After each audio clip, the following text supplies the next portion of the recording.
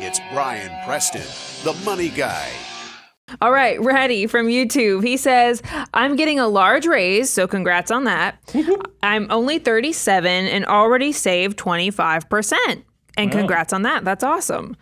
Is it okay to wait until my 50s before trying to get to the hyper accumulation step on the financial order of operations? If you want to follow along and look at the financial of operations, you can get a free overview of the 9 steps at moneyguy.com/resources.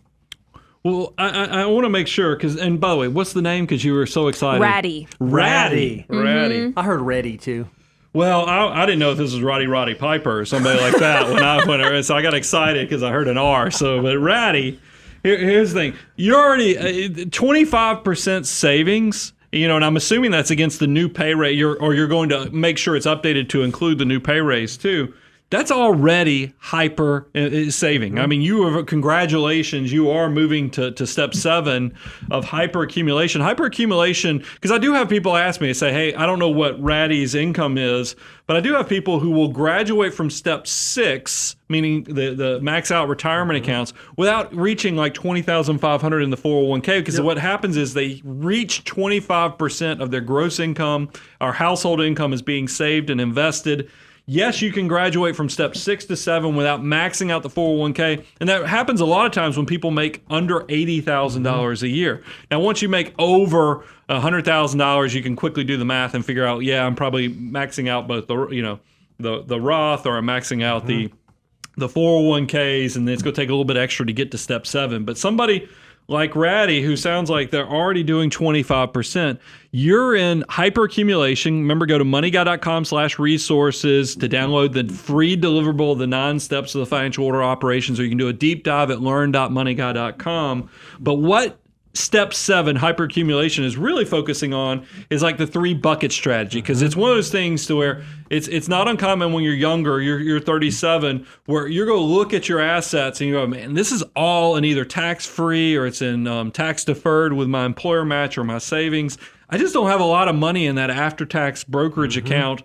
It's the 3 bucket strategy that's going to allow you to kind of say, hey, just like I need to have diversification with my investments, like large cap, international, and safe stuff, you're also going to need to have diversification in the different bucket strategies. So when you do retire, you can do it on your terms and legally manipulate the tax code system. That's what hyperaccumulation is focusing on. So I just want to make sure I give that additional clarification. So I'm going to throw this out there. I would encourage you, Ratty, go out, download our free deliverable at moneyguy.com/resources that walks you through your wealth multiplier. Because this is what you said. I've hit my 25% and I'm 37. Can I wait to start doing more and getting super aggressive about it until my 50s? And I think the answer is probably yeah. Yeah, you can wait. If you're hitting the 25% and you're doing the stuff and you're doing the things, yes. However, I would encourage you, if you have flexibility and slack in your system, do what you can while you can. Because every dollar that you can put to work at 37 is going to be able to work so much harder and do so much more for you than those dollars are going to be able to do at 57. Now, they're still going to be able to work for at 57, but man, right now they still have some gasoline on them. They can still absolutely do some amazing stuff. So if you don't have prepaid future expenses that you need to fund or think about funding, and if you're not super stoked about satisfying low interest debt, but you still have money laying around and you don't want to increase lifestyle and you don't want to spend it, I would encourage you to do what you can while you can. And there's a good chance that your future self will thank you, because if you end up over saving at 37 and building more wealth earlier than you thought you would, what's likely going to happen is you're going to give yourself options and flexibility much earlier in life. Instead of having to retire at 60 or 65, maybe you get to make those decisions at 55 and start thinking about, what does stage 2.0 of my life look like? If you got a large raise and you don't need, I'm using air quotes, need the large raise, I think there's nothing wrong with thinking about hyper accumulating, getting those dollars working for you, and turbocharging your army of dollar bills. I do want to encourage, though, this is a good stepping point to say, hey, am I enjoying each phase of my life? Sure. Because you and I have talked about that, because that's like us. achievers and somebody who's saving 25% and hyper saving like that, you're an achiever, and it's not uncommon for achievers to have a mental checklist of all the things they want to accomplish, but they're not slowing down enough to make sure, hey, did I enjoy my 20s? Did I create those blossoming memories? Did I do things in a bedazzled, great, basic way?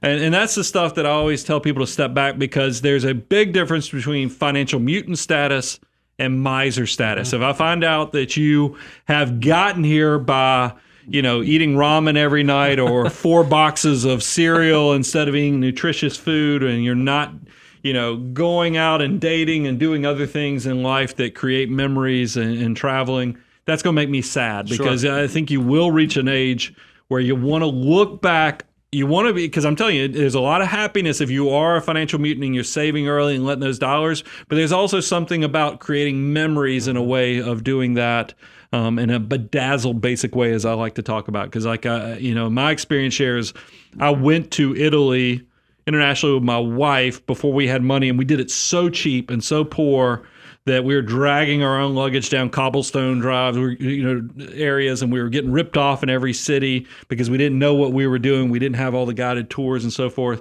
But we look back now and go, man, some of the stuff, this is why memories blossom. All the stuff that we were stressed about and causing, and we still have great memories of that. There's nothing wrong with making sure you are taking a moment to enjoy life. Love it.